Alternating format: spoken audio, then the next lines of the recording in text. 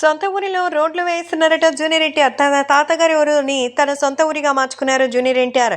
ఈరోజు ఇప్పుడు ఈ స్థాయిలో ఉన్నానంటే దానికి కారణం తాతగారే. ఆ తాతగారి యొక్క ఊరిని ఎప్పటికీ సస్యశ్యామలం చేయాలి అనేదే జూనియర్ ఎన్టీఆర్ యొక్క ఆలోచన.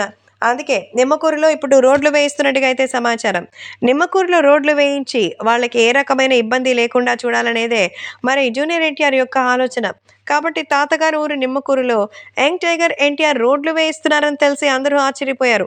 ఎంతోమంది పొలిటీషియన్లు ఉన్నారు ఏపీలోను, తెలంగాణలోను.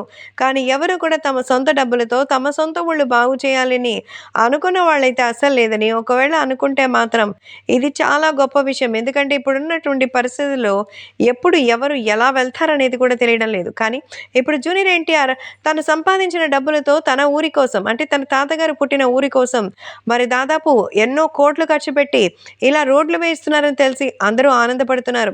సో రోడ్లు వేయించే గొప్ప కార్యాన్ని చేస్తున్నందుకు ఆయనకి ఎంతైనా హ్యాట్స్ ఆఫ్ చెప్పి తీరాల్సిందే.